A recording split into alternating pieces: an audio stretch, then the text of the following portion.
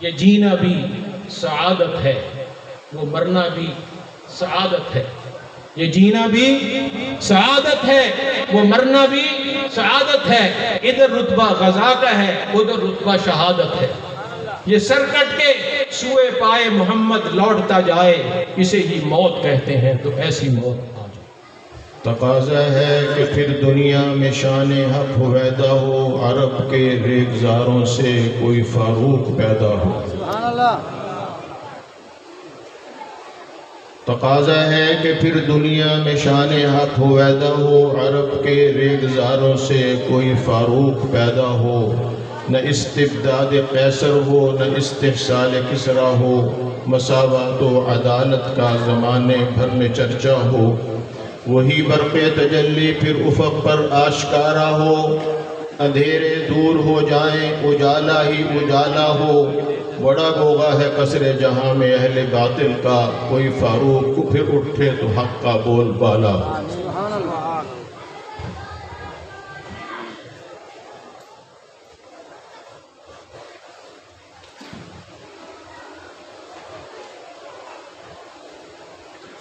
کل سے لے کر آج دوسرا دن اور دوسری رات گزرنے کو ہے۔ آپ حضرات کی محبت، خلوص، جوش اور جذبہ اس مجمع سے عیاں ہے۔ میرے جیسے آنے والے تو ایک آدھ گھنٹہ گفتگو کر کے آرام کرتے ہیں یا واپس چلے جاتے ہیں، لیکن آپ حضرات کل سے مسلسل اس مسجد میں محض علماء کرام سے اسلامی عقائد اور دینی علم کے حصول کے لیے بیٹھے ہیں۔ اس اعتبار سے آپ علم کے حصول پر جتنے فضائل قرآن و سنت میں آئے ہیں، آپ ان سب کا مصداق ہیں، اور آپ کے خلوص میں کوئی شک نہیں ہے۔ ہمارے خلوص میں تو شک ہو سکتا ہے بتانے میں، ہمارے دل میں یہ بھی ہوتی کہ لوگ واہ واہ کریں گے، لوگ ہمارے حق میں نعرے لگائیں گے، مہمان ہوں گے تو بہت خدمت ہوگی۔ تو پورے خلوص کے ساتھ شاید ہم دین کی بات نہ کرتے ہوں، لیکن آپ لوگ جس اخلاص کے ساتھ تشریف لائے ہیں اور اب تک تشریف فرما ہے، اس میں کوئی شک نہیں ہے۔ اور جو احادیث میں نبی پاک صلی اللہ علیہ وسلم کے ارشادات کہ جب بھی کچھ لوگ کسی جگہ جمع ہو کر اللہ کو یاد کرتے ہیں تو فرشتے اس مجلس کو گھیر لیتے ہیں اور واپس جا کر اللہ کو رپورٹ دیتے ہیں، جس کے نتیجے کے طور پر اللہ تعالیٰ نورانی فرشتوں سے فرماتے ہیں کہ تم گواہ ہو جاؤ، ان سب لوگوں کو میں نے بخش دیا۔ مجھے اللہ کی رحمت سے امید ہے کہ یہ بخشش اور علم کے حصول کا اجر یہ ضرور آپ کے حصے میں آئے گا، آپ یقیناً اس کے مستحق ہیں۔ کل سے آپ نے مختلف موضوعات پر، مختلف عنوانات پر علماء کرام کے بیانات سنے، جس میں توحید کا غلغلہ بھی تھا، رسالت مآب صلی اللہ علیہ وسلم کی رسالت کا چرچا بھی تھا، صحابہ کرام رضوان اللہ تعالی علیہ اجمعین کی دینی خدمات بھی تھیں، علماء حق اس بر صغیر میں قربانیوں کا تذکرہ بھی یقیناً ہوا ہوگا۔ اور ابھی مجھ سے قبل جس طرح صحابہ کرام کے بارے میں گمراہ کن خیالات مسلمانوں میں پھیلائے جا رہے ہیں، اور سوشل میڈیا کی وجہ سے ان گمراہ کن عقائد اور خیالات بہت تیزی کے ساتھ دنیا میں پھیلتے ہیں۔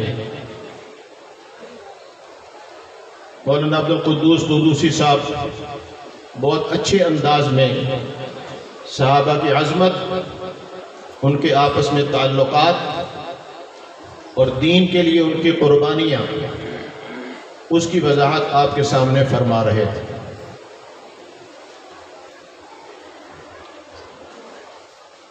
ان بیان کرنے والوں میں جوش و جذبات کا اظہار بھی آپ نے علماء کرام کا دیکھا، شعلہ بیان مقررین کی شعلہ بیانی سے بھی آپ نے استفادہ کیا، علمی اور روحانی گفتگو کرنے والے مشائخ بھی یہاں تشریف لائے۔ اس کے باوجود مجھے سب سے آخر میں کیوں وقت دیا جاتا ہے اور ہر سال کیوں بلایا جاتا ہے، اس کی کوئی خاص وجہ نہیں ہے کہ میرا علم سب سے زیادہ ہے، میں کو بہت بڑا بزرگ ہوں، بہت بڑا محقق ہوں۔ اس کی صرف ایک ہی وجہ ہے، حضرت شیخ الحدیث مولانا ارشاد الحق صاحب دامت برکاتہم اے میرے بیلی نے کی نے سارے بولیں بیلی بیلی تو پھر بیلی ہوندہ نا جی۔ آصف زرداری جی اپنے یاراں دا خیال کرتا ہے، یہ بھی کر دے، یہ تو پہلے دے بیلی نے، بعد مولانا عبداللہ صاحب بیلی بن گئے، اس لیے یہ بھی اصرار کر کے بلاتے ہیں۔ میں تو یہاں آ کر اللہ تعالیٰ کی قدرت، اس اسلام کی حقانیت اور نبی پاک صلی اللہ علیہ وسلم سے محبت اور صحابہ کے ساتھ جذباتی وابستگی اور صحابہ کی کرامت سمجھتا ہوں، اور ان بزرگوں کے اخلاص کا معترف ہوں اور اس پر حیران ہوتا ہوں۔ آپ نے کبھی غور فرمایا کہ 83 سال پہلے جب حضرت مولانا غلام قادر رحمہ اللہ نے اس ادارے کی بنیاد رکھی ہوگی تو اس وقت جہاں ارد گرد کیا سما ہوگا، کیا ماحول ہوگا؟ چشم تصور میں یہی سمجھتا ہوں ریگستانی علاقہ ہے، دور دور تک ویرانہ ہوگا، ریگستان ہوگا، یہ چھوٹا سا قصبہ ہوگا دیہاتی انداز کا، اب بھی ویسے ہی ہے، اس میں کوئی خاص فرق نہیں پڑا، لیکن مدرسہ الحمدللہ ہر دن اور ہر رات ترقی کر رہا۔ یہ نہایت اخلاص سے لگایا ہوا حضرت مولانا غلام قادر رحمہ اللہ کا وہ پودا ہے کہ میں جب سے آپ کی خدمت میں حاضر ہونا شروع ہوا ہوں، یہ مسجد نامکمل تھی، اس وقت مکمل ہو گئی، اس میں آسائش و آرائش اور خوبصورتی کے انتظامات بھی ہو گئے، مدرسے کی بلڈنگ میں بھی اضافہ ہوا، اور آپ کو شاید معلوم نہ ہو کہ جب سے پاکستان بنا ہے اس وقت سے لے کر آج تک اس ملک کے حکمران اور ان کے پیچھے ان کی پشت پناہی کرنے والی عالمی قوتیں، وہ سب ان مدرسوں کو مٹانے اور ختم کرنے کی کوشش میں، ہر حکومت عالمی کفریہ طاقتوں کے دل و دماغ میں پاکستان کا ایٹم بم ایسے نہیں کھٹکتا جس نہ اس کے دل میں یہ دینی مدرسے کھٹکتے۔ پہلے صرف ان کو اندیشہ تھا کہ اے مولوی کچھ کر نہ دے، ان کے بعد دنیا کا علم نہیں ہوتا، نہ یہ سائنس پڑھتے ہیں، نہ یہ ٹیکنالوجی پڑھتے ہیں، نہ یہ ڈاکٹر بنتے ہیں، نہ یہ انجینئر ہوتے ہیں، ان کا کوئی مستقل روزگار یا مستقبل روشن نہیں ہوتا، یہ پھر بھی پڑھی جاندے، پھر بھی پڑھائی جا رہے ہیں، پھر بھی ان کے مدرسے چل رہے ہیں، پھر بھی لوگ یہاں اپنے بچوں کو بھیج رہے ہیں۔ تو یہ جو اندر اندر کو سلسلہ چل رہا ہے، ان 75 سالوں میں انہوں نے چندہ دینے والوں کو بہت ڈرا ہے، بہت دھمکایا، ان کے اکاؤنٹ بند کیے، یہ بھی کہہ دیا ہمیں معلوم ہوا آپ نے مدرسے میں چندہ دیا ہے تو اکاؤنٹ ہی بند نہیں ہوں گے، آپ بھی گرفتار ہو جائیں گے۔ اگر ایک کا اکاؤنٹ بند کیا، اللہ نے 10 رستے اور نکالے۔ یہ مدرسے بند نہیں ہوں گے، جتنا زور وہ لگا چکے اس سے 10 گنا اور لگا لیں۔ اور پہلے جو کوشش کرتے تھے خدشہ تھا کہ شاید بند ہو جائیں، اب تو ہماری اپنی حکومت آ گئی، مولویوں کی، طالب علم،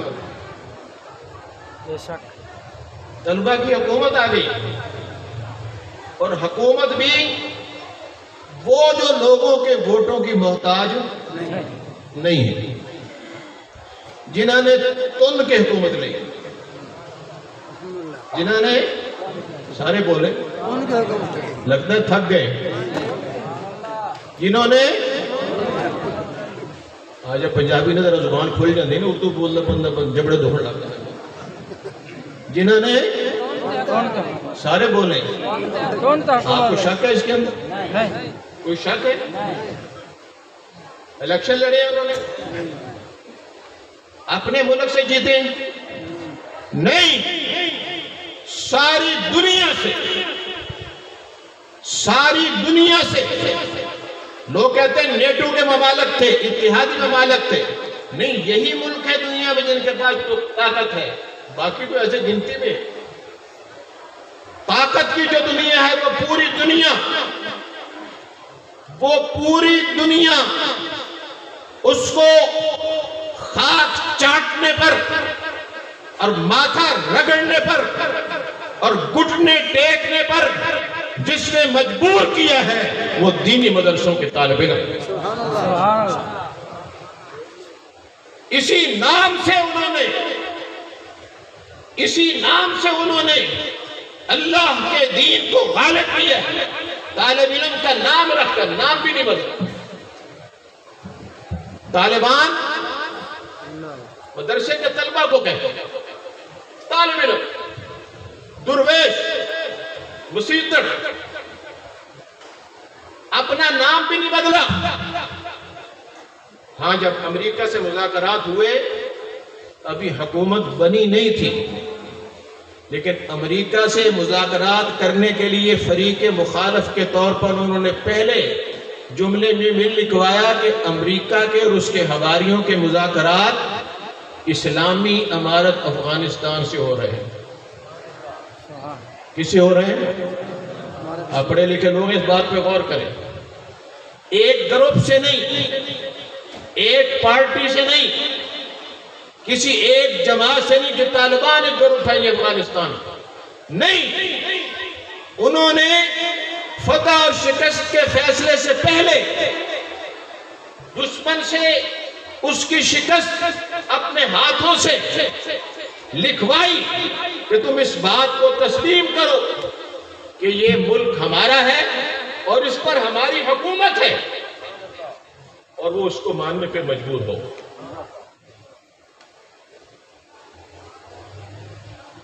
میں جب بھی حاضر ہوتا ہوں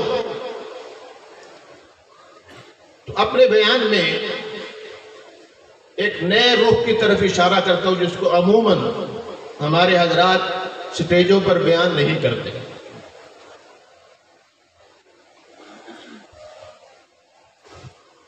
وہ عنوان یا موضوع یہ ہوتا ہے، جاگ رہے ہیں سو رہے ہیں؟ جاگ رہے ہیں وہ ہاتھ کھڑا کرے، جو سو رہا ہے وہ دوسرے ہاتھ بھی کھڑا کرے۔ ماشاءاللہ، ویسے مجھے عادت نہیں ہے ساتھ ساتھ جو کہوں کہ سبحان اللہ آپ کو یہ ہاتھ نہ جج کرنا، جی آپ ہی کرتے رہے، عادت تو ان پہ ہی ہونی پہلے دوسرے مقرر۔ تو کوئی بات اچھی لگے تو سبحان اللہ کہہ لینا، بیچ میں نعرہ بھی مار دینا، تمہیں جوش آوے یا نہ ذرا مجمع گرم ہو جائے۔ ہم بحیثیت مسلمان یہ عقیدہ رکھتے ہیں کہ حضرت محمد مصطفیٰ سب کہتے ہیں صلی اللہ علیہ وسلم، آقا نے فرمایا اس سے بڑا کنجوس اور بخیل کوئی نہیں میرا نام سن کر درود نہیں پڑھتا۔ آقا نامدار سید المرسلین امام الانبیاء شافع محشر حضرت محمد مصطفیٰ صلی اللہ علیہ وسلم کے متعلق ہمارا عقیدہ یہ ہے کہ وہ خاتم النبیین ہے۔ یہی عقیدہ ہے؟ سرتے لاؤ یار۔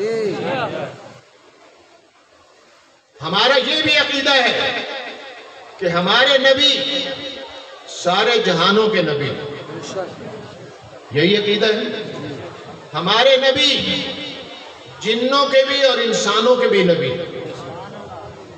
ہمارے نبی نبیوں کے بھی نبی ہیں، اور ہمارے نبی سارے انبیاء سے افضل ہیں۔ آپ پر جو کتاب نازل ہوئی اللہ کا کرام قرآن پاک کی شکل میں، اب وہی قیامت تک کے لیے سارے انسانوں کی ہدایت کی واحد کتاب ہے۔ یہی عقیدہ ہے۔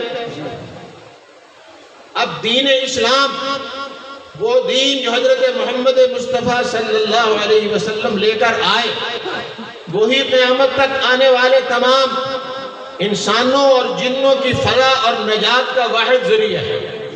یہی عقیدہ ہے۔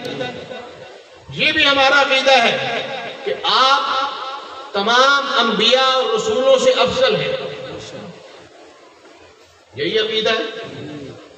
بولو تو صحیح آپ۔ ہمارے نبی سارے نبیوں سے سارے رسولوں سے افضل ہیں۔ پہلے سارے نبی بحیثیت نبی اور رسول کسی خاص علاقے میں نبی بن کر آئے گا، یہ اس علاقے کا نبی، مثلا یہ پاکستان کا نبی، یہ افغانستان کا نبی، یہ ہندوستان کا نبی ہے۔ بعض نبیوں کے علاقے جو اس سے بہت چھوٹے تھے کہ یہ حاصل پور کا نبی ہے، یہ ضلع بہاولپور کا نبی ہے۔ پہلے انبیاء خاص علاقے میں نبی بن کر آئے، اسی طرح کسی خاص قوم کی طرف نبی بن کے آئے، وہ اپنے علاقے، قبیلے اور قوم ہی کو اللہ کے دین کی دعوت دینے کے پابند تھے، نہ کسی اور علاقے کے لیے نہ کسی اور قوم کے لیے۔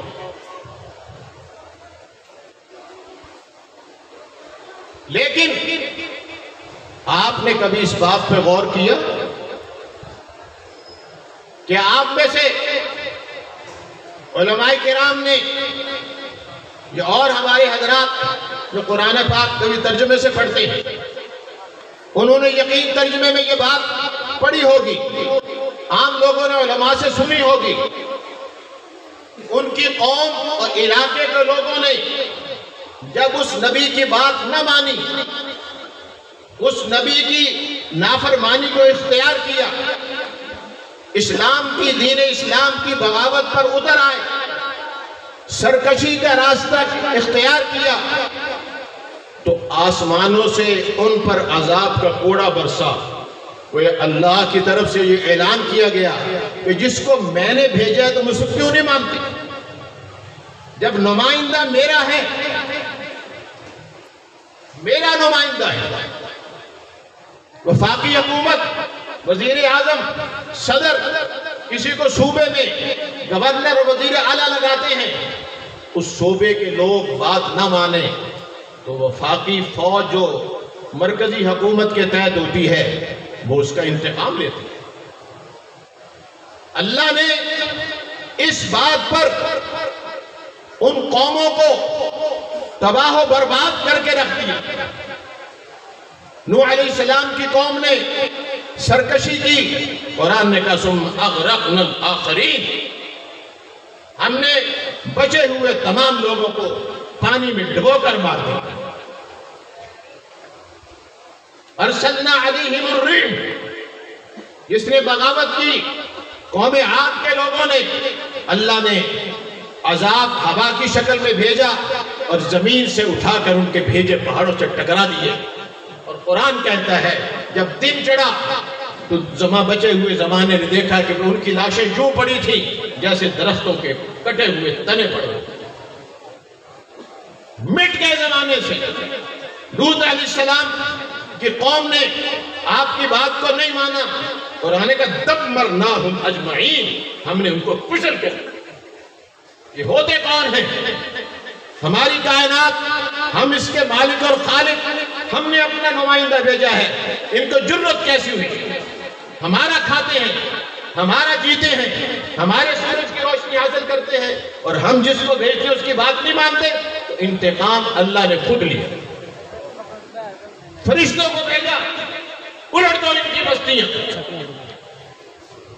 كُلًّا أَخَذْنَا بِذَنبِهِ فَمِنْهُمْ أَرْسَلْنَا عَلَيْهِ حَاصِبًا وَمِنْهُمْ مَنْ أَخَذَتْهُ الصَّيْحَةُ وَمِنْهُمْ مَنْ خَسَفْنَا فِي الْأَرْضِ وَمِنْهُمْ مَنْ أَغْرَقْنَا، کسی کو زمین میں دھنسا دیا، کسی کو پانی میں ڈبو دیا، کسی سے پہاڑوں کو ٹکرا دیا، کسی کو زمین کے زلزلے کے اندر تباہ و برباد کر دیا، کسی پر طوفان لا کر ان کو ملیا بیٹ کر دیا۔ لیکن یہ عجیب بات نہیں ہے، جو ساری کائنات کا نبی ہے،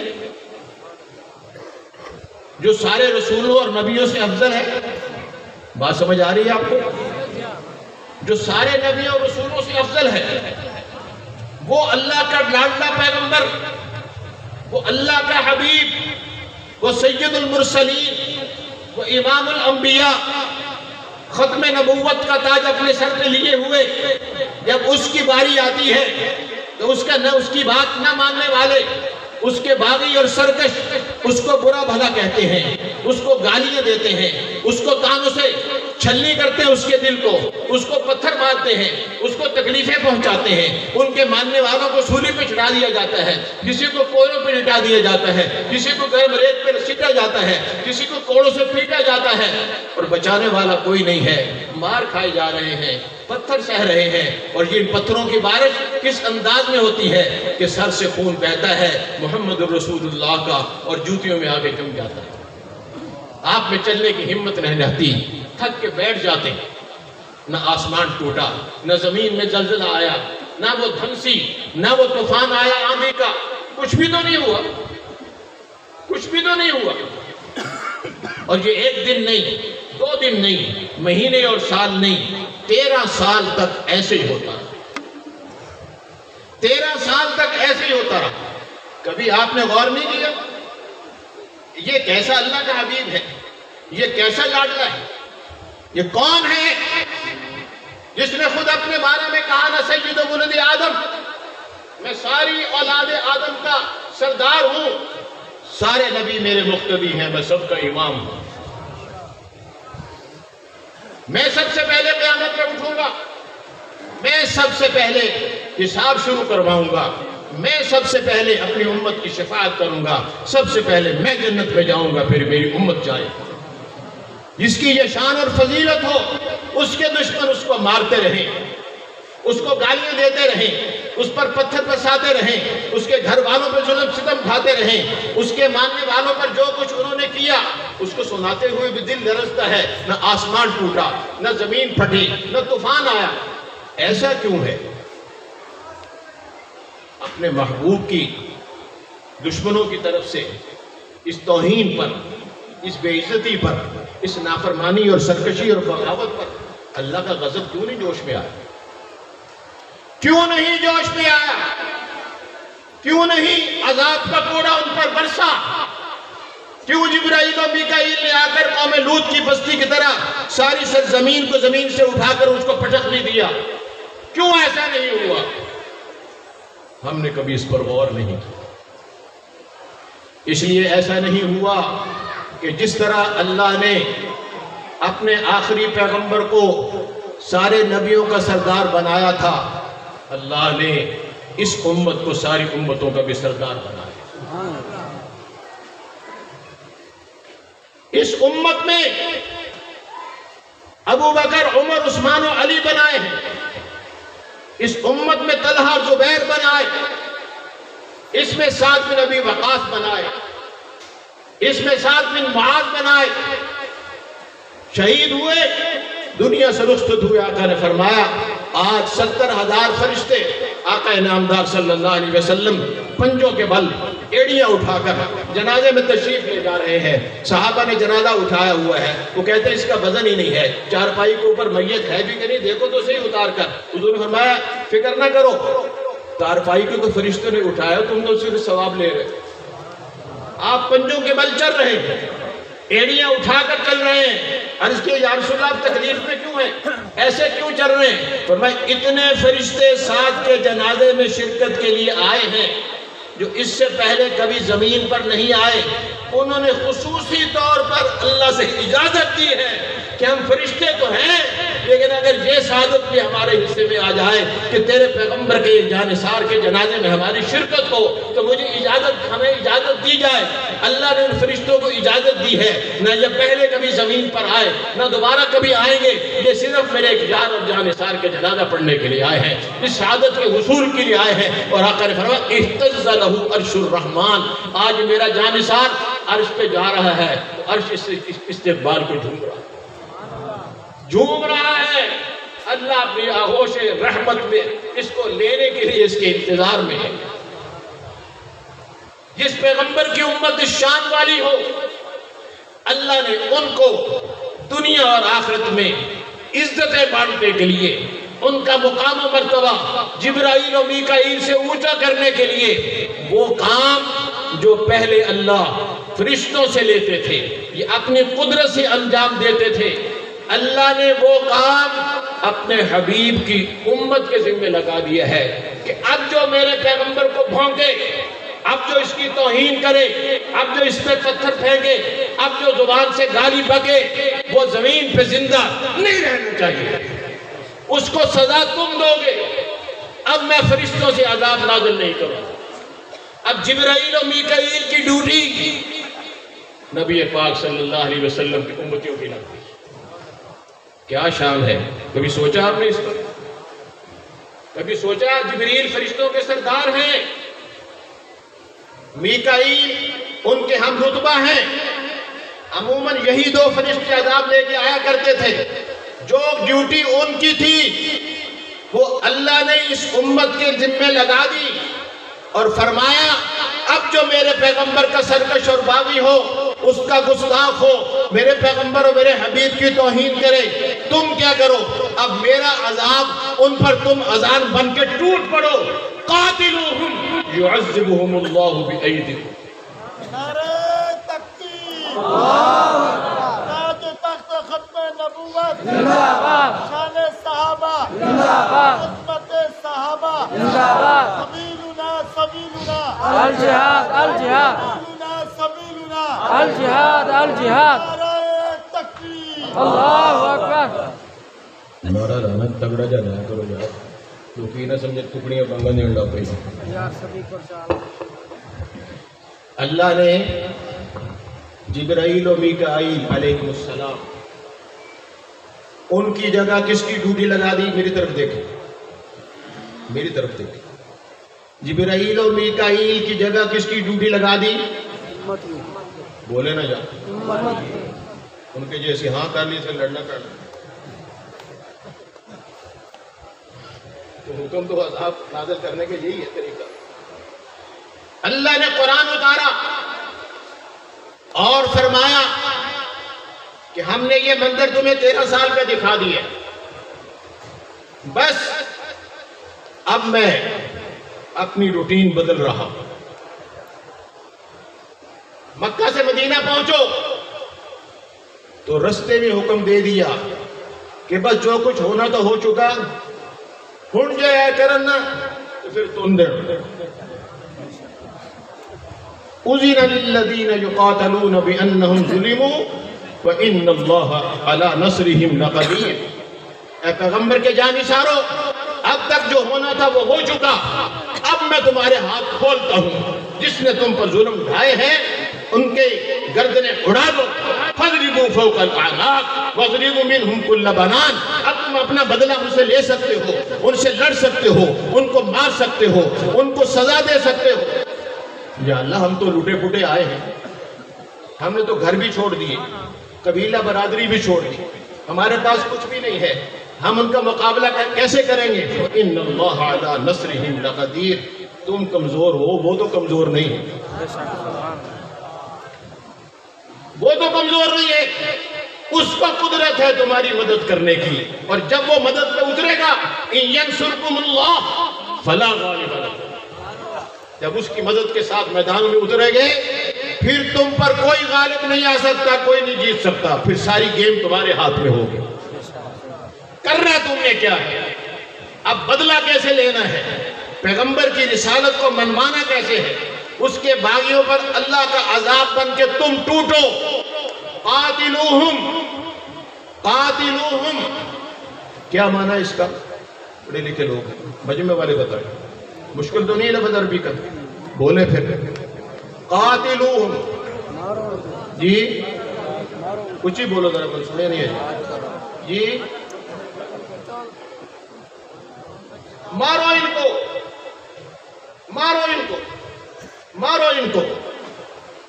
پھر کیا ہوگا مارنے سے؟ یعذبہم اللہ، مار تم رہے ہو، یہ وہی اللہ کا عذاب جب پیغمبر کی سرکشی پر اللہ اتارا کرتے ہیں، اب عذاب بن کر تم ٹوٹے ہوئے ہو۔ میرے حبیب کے باغیوں کا انتقام لینے کے لیے تم اللہ کا عذاب بن کے دنیا پہ ٹوٹو۔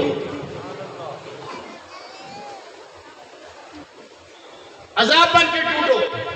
یا اللہ پھر ہم اتنی بڑی قربانی دیں گے، تیرا عذاب ہم بنیں گے، جبرائیل و میکائیل تو مقرب فرشتے ہیں، ہم تو معمولی انسان ہیں، تو ہمیں کیوں کہا جا رہا ہے؟ فرمایا عذاب تم نہیں دو گے، دے گا اللہ، بِأَيْدِيكُمْ، نام تمہارا ہوگا، سیرا تمہارے سر سجے گا، شیلڈ انعام کی تمہیں ملیں گے کہ انہوں نے مارا، انہوں نے سزا دی ہے، میرے پیغمبر کے باغیوں سے یہ لڑے، میرے حبیب کی توہین کا بدلہ انہوں نے لیا ہے، نام تمہارا ہوگا۔ تمہیں قیامت کے دن بلا بلا کر اس پیغمبر کے شہیدوں کو، حدیث میں آتا ہے، وہ اپنی تلوار، اپنی گن اور اپنا اسلحہ جس سے وہ لڑے ہوں گے پیغمبر کے دشمنوں سے، وہ اپنے کندھے پر اٹھا کر اکڑتے ہوئے میدان قیامت میں آئیں گے، اور جو رستے میں آئے گا کتنا ہی بڑا کیوں نہ کہیں گے ہٹ جاؤ، ہٹ جاؤ۔ عبداللہ بن جحش رضی اللہ تعالیٰ عنہ مسجد نبوی کے گوشے میں بیٹھ کر دعا مانگ رہے ہیں، کل کو دشمن سے ٹکراؤ ہے، یا اللہ تکڑا دشمن مقابلے پہ آئے۔ ممکن ہے طالبان نے یہی دعا مانگے، امریکہ آپ آوے نا، پھر سوال آئے، تکڑا دشمن سامنے آئے۔ بہادر آدمی ہمیشہ بزدل سے نہیں لڑتا، بہادر یہ اس کی بہادری کے لیے، تکڑا دشمن سامنے آئے، میں اس پہ وار کروں، وہ مجھ پہ وار کرے، جنگ ہو، پینترے بدلے، لڑنے کا مزہ آئے، لیکن آخر میں اس کا وار چل جائے، وہ میری گردن کاٹ دے، میں تیرے راستے میں مارا جاؤں، اور پھر قیامت میں اٹھوں اور میرا سر میرے ہاتھوں میں ہوں اور میں تیرے عرش کے سامنے آؤں، اور تو پوچھے عبداللہ یہ کیا ہوا، میں کہوں کہ تیرے ہی وقت سے ہو گئے، تو کیا سی ادا کرو اسے کر دیتے، آپ کے حکم میں ایسا ہوا ہے۔ پھر اللہ بتائیں گے بِأَيْدِيكُمْ، پھر تمغے سجیں گے، پھر تاج سروں پہ دھرے جائیں گے، پھر اللہ ساری امتوں کو بتائیں گے، اے دیکھو ایمنی میں پرانی کتابیں تعریفہ کی تیری، فی التوراۃ والانجیل والقرآن مثلہم فی التوراۃ والانجیل، تمہاری باتیں میں نے پہلی آسمانی کتابوں میں لکھ دی تھی، ایداں دے ہون گے اپنے پیغمبر کی حرمت اور ناموس پہ کٹ مریں گے، اس کی توہین کو برداشت نہیں کریں گے، اس کے عزت اور ناموس کی حفاظت بن جائیں گے، اس کے امتی ایسے ہوں گے، اور پیغمبر کے سچے امتیوں اور جانثاروں نے ایسا کر کے دکھا دیا، ایسا کر کے دکھا دیا، ڈھال بن گئے پیغمبر کی۔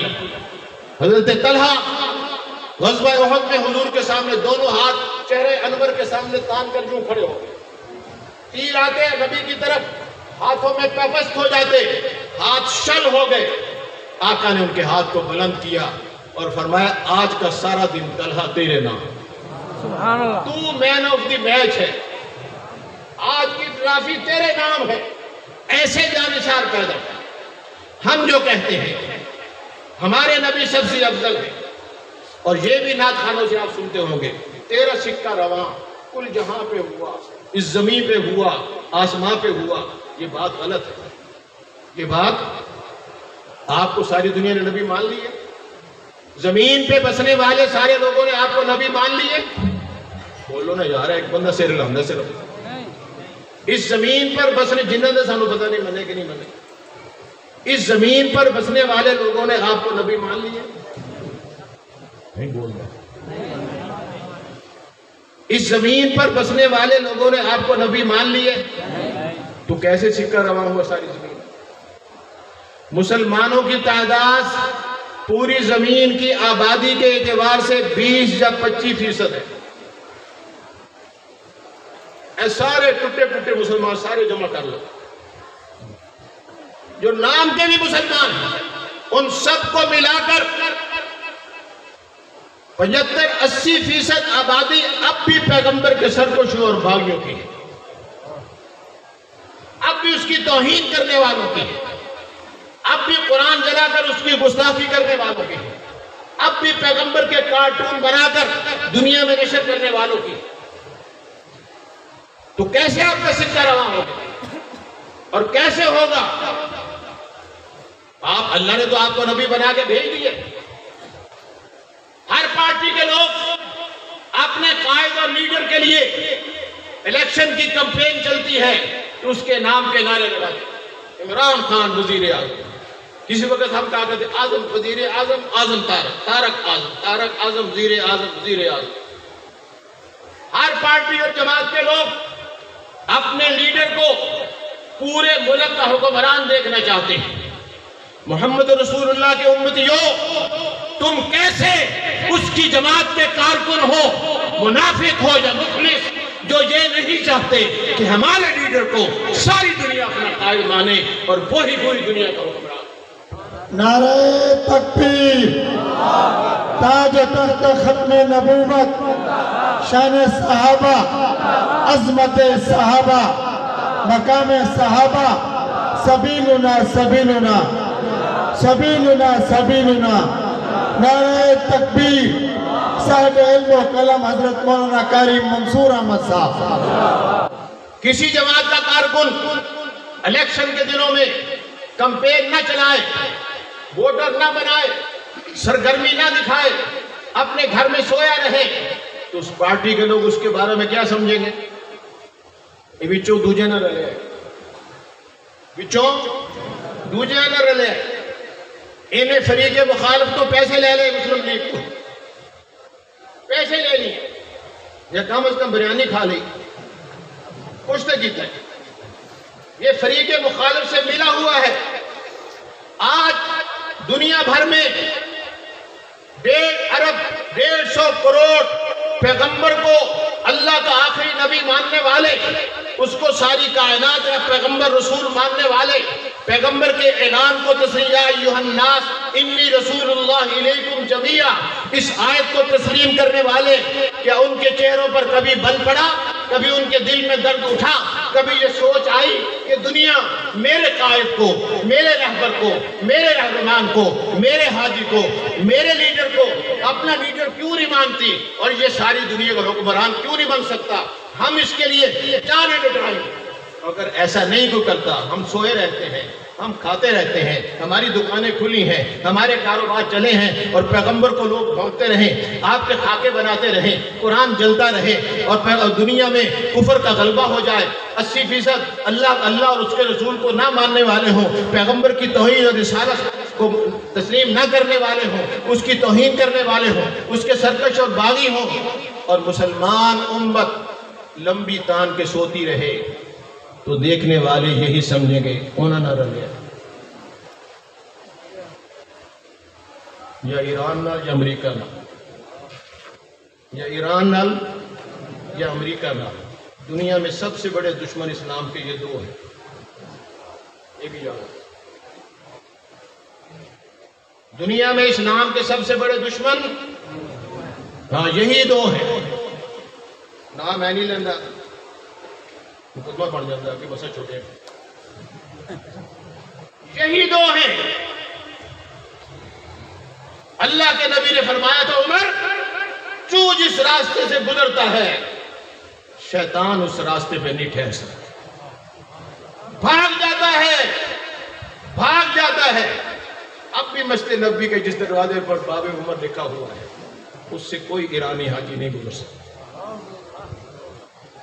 عمر تو عمر تھا، اس کا نام میں بھی ایسا رو، شیطان وہاں سے نہیں گزر سکتا، شیطان وہاں سے گزر نہیں سکتا۔ ہندوستان کا کوئی شاعر شعر یعنی اس کا یہ جملہ مجھے رائے گا، مٹ جائے گا روز کا جھگڑا، مٹ جائے گا روز کا جھگڑا، بلاؤں کیا عمر کو، مٹ جائے گا روز کا جھگڑا، بلاؤں کیا عمر کو۔ اس عمر کو نہیں ہے جڑا ہونے ہوئے، یہ نہیں وقت پاتا ساری دنیا میں، وقت پاتا۔ جب تک ان کی وفات کی تصدیق نہیں ہو گئی ادو تک کسی میں کھل کے اجابت نہیں ہو رہی۔ وہی ساتھ 30 ہو گئی نا، 33 ہو گئی ہو یا بہتیاں لگ گئی ہیں جو سو گئی ہیں، لیکن اس کے جانثاروں نے اس کی قیادت کا حق ادا کیا۔ ہم سوچیں ہم کہاں کھڑے ہیں؟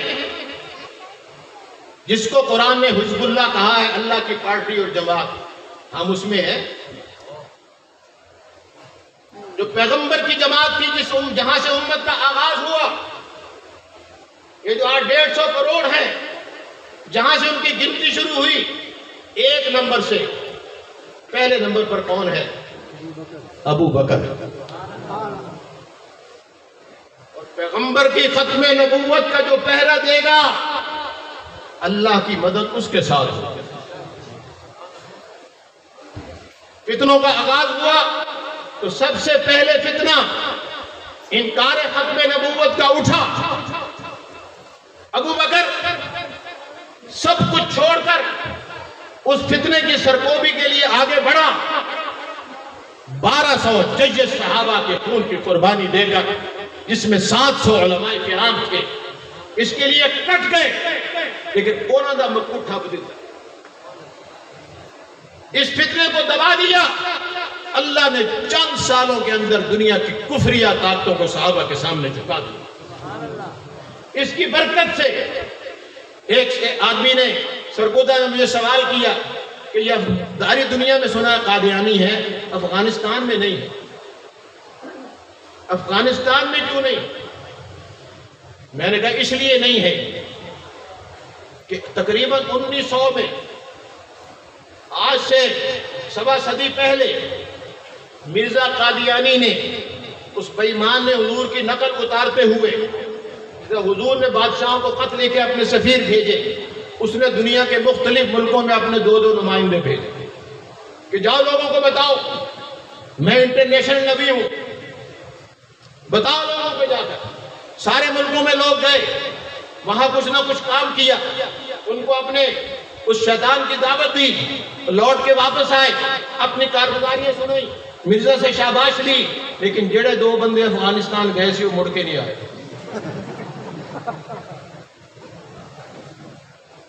وہ نہیں مڑ کے۔ اس وقت منکرین ختم نبوت کا افغانستان کے مسلمانوں نے اسی وقت ان کا سر زمین پہ رگڑ دیا۔ اس کی برکت سے اللہ نے 100 سال کے اندر ساری دنیا کی قوتوں ان کی قدموں میں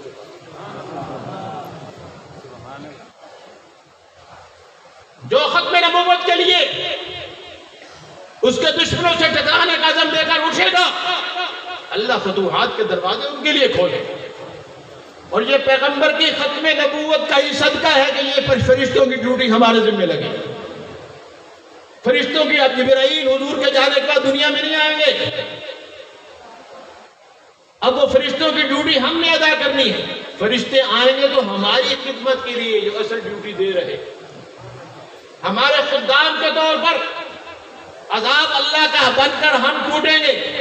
اور سنیں اللہ نے ہمیں کیا حکم دیا ہے, قاتلوہم یعذبہم اللہ, تمہارے اللہ عذاب دے گا ان کو, پیغمبر کے دشمنوں کو, میرے حبیب کے باغیوں کو. کون عذاب دے گا؟ اللہ. کون عذاب دے گا؟ اللہ کا نام تو ذرا جوش محبت سے لے اللہ. کون عذاب دے گا؟ اللہ. جو حقیقی سپر طاقت ہے, جو حقیقی سپر طاقت ہے, وہ عذاب دے سکتا ہے براہ راست. اس کے تو اشارے کی دیر ہے, اشارے کی دیر ہے, لیکن اس نے ہمیں نوازنے کے لیے, عزتیں دینے کے لیے, ہمارے سروں پر جنت کی بادشاہت کا تاج دھرنے کے لیے, دنیا میں تمہیں تخت پر بٹھانے کے لیے فرشتوں کی ڈیوٹی تمہارے ذمہ لگا دی. فرشتے عذاب لے کر آتے تھے, لیکن دنیا میں اقتدار نہیں حاصل کر سکتے تھے, نہ وہ حکمران بن سکتے تھے. آپ کو دنیا میں بھی نوازے گا, آخرت میں بھی نوازے گا. اس کی ڈیوٹی انجام دو گے. اور جو فوجی فوج سے ڈیوٹی سے بھاگ جائے, جو فوجی فوج میں یہ عہد کر کے کہ میں ہر حکم مانوں گا, جہاں میری ڈیوٹی لگے ڈیوٹی انجام دوں گا, ملک میں کہیں بھی یا ملک سے باہر جہاں میری ڈیوٹی ہوگی اس کو پوری طرح دل و جان سے انجام دوں گا, اگر وہ فوج سے بھاگ جائے, فرار ہو جائے, تو پھر مجرم ہے کہ نہیں؟ جی مجرم ہے یا نہیں؟ وہ پکڑا جائے, اس کو سزا ملتی ہے. خود فوجی, فوج, اسی ملک کی فوج اس بھاگے ہوئے فوجی کو قید کر دیتی ہے. وہ ذلت کی علامت بن جاتا ہے. پولیس کا درجہ ملک میں فوج سے کم تر ہے, پھر فوجی وہ پولیس کے حوالے ہو جاتا ہے, پھر وہ جیل میں جاتا ہے, پھر وہاں کے چھوٹے چھوٹے ملازم اس سے کام نہ کرانے کے رشوت دیتے ہیں. اس کی عزت ذلت میں بدل جاتی ہے. اسی طرح پیغمبر کے جانثاروں کو اللہ نے اپنی فوج میں بھرتی کیا تھا, اور یہ قسم لے کر, یہ عہد لے کر, ان اللہ اشترى من المؤمنین انفسهم واموالهم بان لهم الجنہ. فوجی کو سے ایک عہد لیا جاتا ہے کہ تم اپنی جان کی پرواہ کیے بغیر ملک اور قوم کے لیے اپنی جان قربان کر دو گے. اللہ نے اپنے فوجیوں سے دو وعدے لیے ہیں, جان بھی قربان کرو گے اور مال بھی. اب جو فوجی نہ جان قربان کرنے کو تیار ہو, نہ مال اللہ کے راستے میں جہاد پر خرچ کرنے کو تیار ہو, وہ فوج سے بھاگا ہوا ہے. وہ فوج سے بھاگا ہوا ہے, اور بھاگے ہوئے کی کوئی عزت نہیں ہوتی. وہ ذلت کی علامت بن جاتا ہے, اور ایسی ذلت کی علامت کہ پاکستان جو مسلمانوں کا ملک ہے, جو دنیا میں 250 ملکوں کے اندر ان 8 ملکوں میں شامل ہے جن کے پاس ایٹم بم ہے, پھر امریکہ اور برطانیہ کے چوڑوں کے پاؤں کیوں پکڑتا ہے, پھر ان کے سامنے ناک کیوں رگڑتا ہے. اس کی ذلت کو اللہ نے عزت کو ذلت میں بدلا. یہ سارے بھاگے ہوئے فوج سے, ہمارے سمیت ہم بگوڑے ہیں, فراری ہیں, اور بگوڑے کی دنیا میں کوئی عزت نہیں. دنیا کے ہاں نہ آخرت میں. بھاگو اس کی فوج میں باقی رہو, جان بھی اپنے وعدے کے مطابق لٹاؤ, اپنا مال بھی اس پر لگاؤ. کس پر؟ یقاتلون فی سبیل اللہ فیقتلون ویقتلون. پھر تمہارے لیے بھی اللہ نے اشتام لکھ کے بھیجا آسمان سے, وعدن علیہ حقا فی التوراۃ بالانجیل والقرآن. آسمانوں سے, عرش سے اللہ نے اشتام لکھ کے بھیجا ہے کہ یہ اشتام ہر آسمانی کتاب میں نے درج کر دیا. من اوفا بعہدہ من اللہ, تم اگر اس سے وفا کرو گے اس سے زیادہ وفا کرنے والا کون ہے؟ اور اس وفاداری کو جو نبھائے گا, اس وفاداری کو بولے جا ذرا, نبھائے گا. جو فوج سے بھاگے گا, جو فوج سے بھاگے گا نہیں, اللہ اس کو دنیا اور آخرت کی عزتیں اور اس کے دشمن کو دنیا اور آخرت کی ذلتیں اس کا مقدر بن گئے۔ میں کہا کرتا ہوں آج سے پہلے اللہ کی نصرت اور مدد، آج سے پہلے اللہ تعالیٰ کی قدرت کے معجزے، آج تک مجاہدین کی فتح، تھوڑے سے لوگوں کے ساتھ کفر کے بڑے لشکروں کو دبا کر ان کو شکست میں بدلنا، آسمان سے اترنے والے فرشتوں کی تھپکی، اللہ کے ان شیروں کے لیے، یہ ساری باتیں پہلے ہم کتابوں میں پڑھتے تھے۔ آپ وہ خوش نصیب نسل ہیں جنہوں نے اپنی زندگی اور اپنی آنکھوں میں اللہ کی مدد کو، اس کی قدرت کے اعجاز کو اپنی آنکھوں سے دیکھا۔ ہم نے تاریخ پڑھی نہیں ہے، تاریخ کو ہم نے بدلتے ہوئے دیکھا ہے کہ جب اللہ کے چند شیر بوریاں نشین، پھٹے کپڑوں والے، ٹوٹے جوتوں والے، گھر کی چھت جن پہ نہیں، اپنے ملک سے در بدر ہیں، وہ ساری دنیا کا تختہ الٹ گیا۔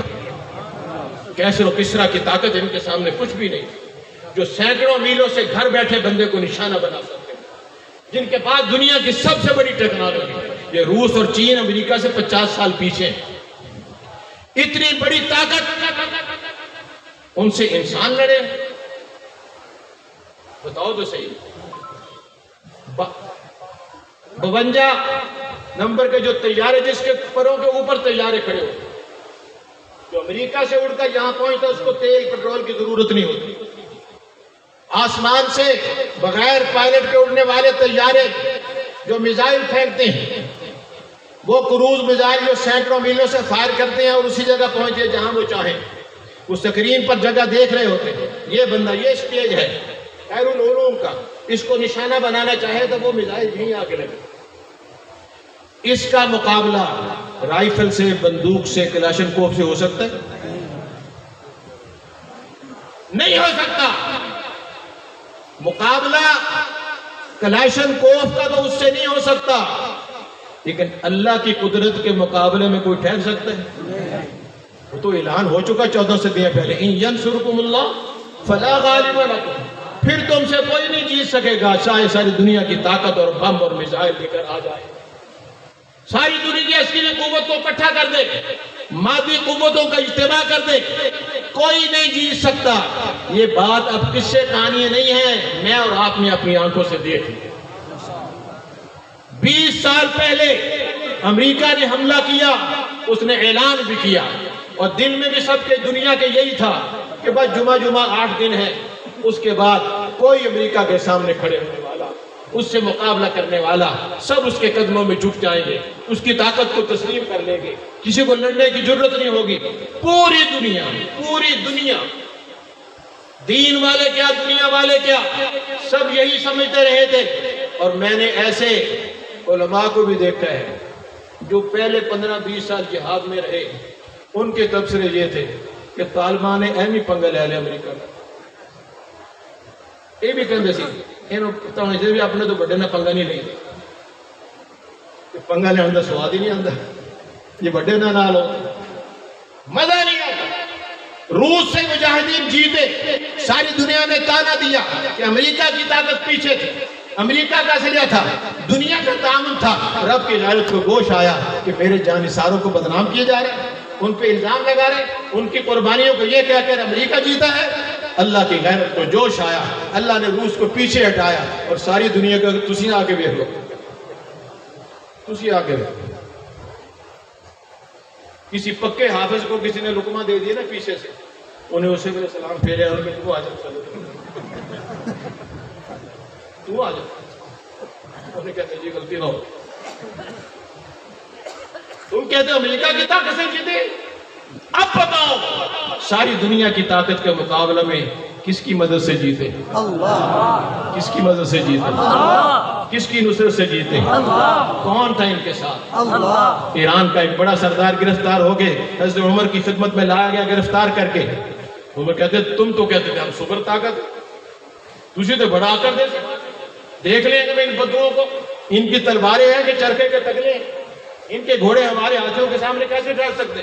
بڑے اکڑتے تھے تم، اڑ گئی ہوئے سردار بڑا سیانا سا، انہوں نے کہا جی کچھ نہیں ہوئے، یہ صرف دوسری سائڈ میں لڑ دے تو پھر سے نہ ڈال، ہوں ساڑھے سامنے سے اللہ نو کھڑا کرتا ہے وہ دینا کون لڑے. اکوڑا کٹک میں مولانا عبدالحق صاحب پشاور پہ بہت معروف سیاستدان، جاگیردار، رئیس، معروف آفتاب شیر پاؤ، وہ مولانا عبدالحق صاحب کے مقابلہ میں کھڑا ہو اور بری طرح ہار گئے. بھٹو نے اس کو بلا کر بڑا ڈانٹا پیپلز پارٹی کا، اور بھٹو کو اس وقت توتی بولتا سارے ملک میں جیت گئے. اس کو ڈانٹا، انہوں نے کہا مولوی سے ہار گئے ہو. انہوں نے کہا حضرت حضور وہ مولوی تھوڑا ہوتے نبی ہے اسے لا کے. لوگ اس کو ایسے مانتے ہیں. اس کو تو جلسے میں جا کے تقریر نہیں کرنی پڑتی، وہ تو اپنے کمرے میں بیٹھا رہا. وہ کوئی مولوی تھوڑا نبی ہے. تم تھوڑا لڑے ہو، وہ تو تمہارا خدا لڑا ہے. قرآن تو اعلان کر چکا یہ تیر تم تھوڑا پھینکتے ہو میں پھینکتا ہوں، تم تھوڑا قتل کرتے ہو میں سزا دیتا ہوں. نہ تو اڈا کرتے ہیں، نہ تو اڈا انعام تو انہوں دیاں گا، ساری کائنات کے سامنے اعلان کروں گا یہ میرے پیغمبر کا جان تھا. اس نے میرے حبیب کے دشمنوں کو تہ تہ کر دیا. اس نے میری عزت اور توحید اور پیغمبر کی رسالت کے لیے اپنے آپ کو داؤ پہ لگا دیا، اپنا خاندان مٹا دیا تھا. تیسری نسل طالبان کی کٹ گئی میدانوں میں، لیکن پیچھے نہیں ہٹے، پیچھے نہیں. یہ سب بھی اقدام تو اللہ بھی اپنی مرضی سے کر رہے ہیں. ایسے قدموں کو جمایا، لوگ کہتے تھے اب کوئی نہیں لڑ سکتا، کوئی ان کے سامنے کھڑا نہیں ہو سکتا. وہ اٹھ کھڑے ہوئے، چاندی مہینوں میں اٹھ کھڑے ہوئے. کھڑے نہیں ہوئے، لڑ پڑے. صرف لڑے نہیں، آگے بڑھے. صرف آگے نہیں بڑھے، ساری دنیا کے اپنے قدموں کو جھکا کر آدھی رات کو بھاگنے پہ مجبور کر. سبحان اللہ. بے شک يعذبهم الله بأيديكم. بہرحال بھاگنے والوں کے ذہن میں یہ تھا کہ ہم نے پیچھے 3 لاکھ فوج ہم نے مسلح کر کے ان کے مقابلے میں کھڑے کر دی ہے. پہلے کی طرح آپس میں لڑتے رہیں گے، پہلے کی طرح آپس میں لڑتے رہیں گے. لیکن اللہ نے اب تو امتحان لے کے انہیں پاس کر دیا تھا. اب امتحان مشقتیں ختم ہو گئی، اس لیے ایک دن کے اندر 3 لاکھ فوج نے ان کے سامنے ہتھیار کھڑے. 3 لاکھ فوج نے. یہ ہے يعذبهم الله بأيديكم. اور صرف عذاب ہی نہیں دے گا، يخزيهم، ذلت کا داغ ان کی پیشانی پہ سبق کر دے. آپ کے علم میں ہونا چاہیے امریکہ نے باقاعدہ مذاکرات کر کے بڑے ٹھنڈے انداز میں محفوظ طریقے سے نکلنے کی ان سے اجازت لے لی. مہینوں اپنا سامان پیچھے بھیج دیا، فوجی پیچھے ڈھو دی، قیمتی چیزیں ساری پیچھے بھیج دی جہازوں میں لاد کر. اور ابھی 2 دن کی مہلت موجود تھی اور طالبان مزید مہلت دینے کو تیار تھے.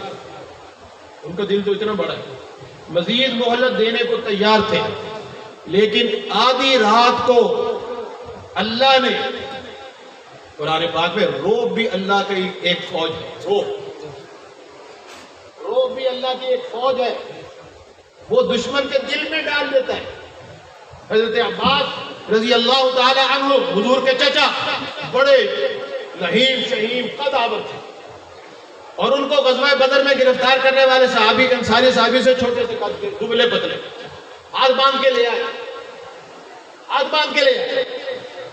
تو لوگوں نے تعجب سے کہا عباس کوئی جانتے سردار ہے، بہادر ہے، قد کاٹ والا ہے، 2-4 بندے تو انہیں جفے نہیں پا سکتے، اس نے تمہیں پکڑا ہے. انہوں نے کہا یہ نے کتنے پکڑے ہیں، وہ پھٹ والا تھے اور سے وہ تو گھنوں بہت ہی چلے انہیں نہیں پھڑیا. صرف تمہیں فتح نہیں دے گا بلکہ دشمن کو ذلت سے دوچار کرے گا. وہ زمین پہ ناک رگڑ کے جائے گا، وہ آدھی رات کو جوتے چھوڑ کے بھاگے گا اور اپنا بے شمار قیمتی سامان مال غنیمت کے طور پر 20 سال میں اللہ نے دشمن کے ہاتھوں سے ان کے ملک کو ڈیولپ کر دیے. آپ سارے ملک کی سڑکیں نہیں بنا سکے، 75 سال میں اللہ نے دشمن کے ہاتھوں سے افغانستان کی بنوائی بہترین کٹ پیڈٹ سڑک. وہ جاتے جاتے اپنے جہازوں ہیلی کاپٹروں کو ناکارہ کر دے، کوئی پوزا کر لے تاکہ ان کے کام نہ آئے. 2 سالوں میں طالبان نے کہتے یہ ان پڑھ ہے، مسیطر نے، یہ طالب نے، درویش نے، انہوں نے پتہ حکومت کتنا کریں گی، ان کو کیا پتہ حکومت، یہ تو زمین پر بوجھ ہے. ہمارے بارے میں یہی لوگ کہتے ہیں یہ کریں گے کیا دنیا میں؟ ترقی کیسے ہوگی؟ آئیں گے کہاں سے؟ کمائیں گے کیسے؟ کیسے ہوگا؟ 90 ارب روپیہ، ایک میرا انداز، 90 ارب روپیہ اس وقت پاکستانی مدرسوں کا بجٹ ہے۔ کتنا؟ 90 ارب اس وقت۔ یہ میں نے ایسے موٹا موٹا حساب لگایا، فی کس طالب علم کا 100 روپیہ، اس کے حساب سے 90 ارب روپیہ پاکستانی مدرسوں کا بجٹ ہے۔ پورا ہو رہا ہے کہ نہیں؟ پورا ہو رہا ہے کہ نہیں؟ کسی دن فاقہ ہوئے یا روٹی نہ پکے ہوئے تو مرنا؟ کبھی فاقہ نہیں۔ ہمارے اکابر میں ایک بزرگ تھے مولانا محمد یعقوب نانوتوی، دیوبند کے طالب علم نے کہا یہ آج روٹی نہیں پکی۔ آپ نے تھوڑی دیر سر جھکایا اور اس کے بعد سر اٹھا کے فرمایا اللہ نے کہا بس آخری باری ہے، اب وہ نہیں ہوگا، اب نہیں ہوگا، اور اب تک نہیں ہوا۔ اور روٹی نہ بھی لگ گئے تھے یہ طالبان میں، پھر بھی طالبان، ہم جو ان کے ساتھ شریک رہے 20 سال بلکہ 40 سال، ہمیں بھی اندازہ نہیں تھا، ہمارے اندازے میں 2 مہینے کے بعد وہ کابل پہنچتے، وہ اگلے دن ہی پہنچ گئے۔ ایسا روک ڈالا، جب امریکہ رات کو بھاگا تو پھر دن کو کسی کو ٹھہرنے کی ان کے سامنے ضرورت نہیں۔ اور یہ سب کچھ کس نے کیا؟ مدرسے کے طالب علموں دنیا میں بِأَيْدِيكُمْ انہوں نے کیا۔ 1970 کے الیکشن میں جمعیت نے پورے ملک میں پہلی دفعہ کھل کے حصہ لیا، اور اس وقت عموماً علماء کرام یہ کہتے تھے لوگوں اگر ہم پاکستان میں اسلام چاہتے ہیں تو اسلام تو وہ لائیں گے جو اسلام کو جانتے ہیں، جو اسلام کا علم پڑے ہوئے دین کا، وہی اسلام لائیں گے۔ اس لیے علماء کو ووٹ دو تاکہ وہ اسلام لائیں، تو جو جانتے ہیں وہی لائیں گے اسلام۔ لیکن دنیا کے دین کو حکومت چلانا دے، مدرسوں میں کون سا حکومت کرنا سکھایا جاتا ہے؟ صحابہ کو کس نے حکومت کرنا سکھائی تھی؟ نہیں۔ آپ اللہ کے دین پر چلیں اور پیغمبر کے ساتھ مخلص کارکن ہونے کا جو حق ہے اس رستے کو اختیار کریں، اللہ تمہیں یہیں سے بلندی عطا فرمائے۔ دنیا کی طاقت پھر ان کے سامنے جھکنے کو تیار ہے۔ چین آ گیا، روس آ گیا، ہندوستان پاؤں پکڑ رہا ہے، اور دیکھتے ہی دیکھتے اللہ کے پیغمبر کی زبان مبارک سے نکلی ہوئے وہ الفاظ ایسا لگتا ہے پورے ہونے والے ہیں۔ ایک ملک میں تو اللہ تعالیٰ نے دین کو غالب کر کے دکھا دیا، اور آقا نے فرمایا تھا ایتھے ہی آنا پٹھانا نہیں، ادھر ہی آنا انہوں نے، تو لگا گئے چھلیے بیچ رہے نے، بینڈیج بیٹھے نے، بس ایسے پہ لے کے سارے مارے جانے ہیں۔ ان کا ڈنڈا ہے پاکستان، سارے نکلو، پاکستان سے وہ نہ ہو جائے جو کچھ ہوا افغانستان، وہی نہ ہو جائے۔ لیکن ہوگا تو ایسے ہی، اس لیے تو مدرسے تو ہیں نا پاکستان میں، مدرسے تو ہیں نا، دین کے ساتھ وابستہ ہو گئے تو ساری عزتیں اللہ نے دین اسلام میں رکھی، اس کے احکام میں رکھی ہیں، اللہ رسول سے وابستگی میں رکھی ہیں، اور یہ طریقے مدرسے والے بنائیں گے۔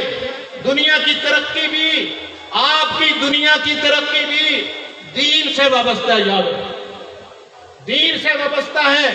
ہم کہتے دنیا کے لوگ ملکوں نے ترقی کر لی، دنیا کے ملک ترقی کر گئے، آگے نکل گئے، اور میں کہ بھائی کتنا کر کے نکلے نے، کہ تو نہیں پتا مولوی صاحب، میں کہ نہیں میں تو نہیں پتا، وہ تو چاند پہ پہنچ گئے، اور ہوں تو کہتے ہیں پہلے کل امریکہ گیا سے ہندوستان بھی پہنچ گئے، ہندوستان پہنچ گئے، دنیا چاند پر پہنچ گئی، آپ پیچھے رہ گئے۔ ہم پیچھے اس لیے رہ گئے کہ ہم حضور کی باتوں سے، آپ کے تعلق سے پیچھے رہ گئے۔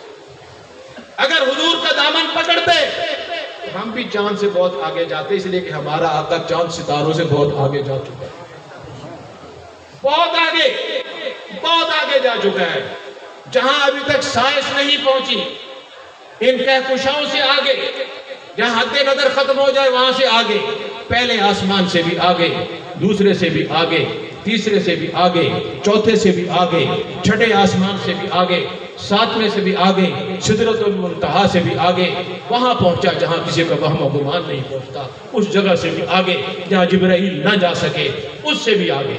اگر اس کے نقش قدم پر چلتے اور اس کے پاؤں کو پکڑ لیتے تو ہم بھی اتنے ہی بلند ہو جاتے، اتنے ہی بلند ہو جاتے، اتنے مخلص نہ ہو کہ سر کٹانے والے بنے، اگر اس کے کہنے پہ سر جھکا ہی دیتے تو تب بھی اتنے اونچے ہو جاتے.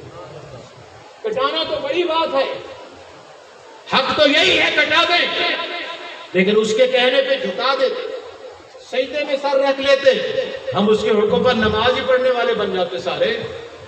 پھر دیکھتے ہیں ان کا یہ لوگ نماز نہ کی ہوتے، نماز نہ کوئی بھائی جان پڑھ جاتے، ٹینک بن جاتے. وہ پڑھ کے تو دیکھیں بھائی، یہ 150 کروڑ مسلمان سارے نمازی بن کے دیکھیں کچھ ہوں کہ نہیں ہوں.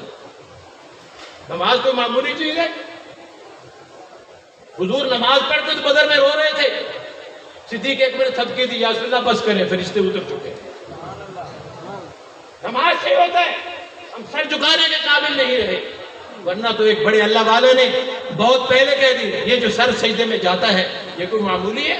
اس میں آتا ہے کہ نمازی جو ہے یسجد علی قدمیہ الرحمن، جب نمازی سجدے میں جاتا ہے اس کا سر اللہ کے قدموں میں. اور خواجہ عزیز الرحمن مجذوب اس سجدے کی کیفیت کو اپنے الفاظ میں کہتے ہیں کہ ہم جب سجدے میں سر جھکاتے ہیں، فرمایا تصور عرش پر ہے، وقف سجدہ ہے جبی میں.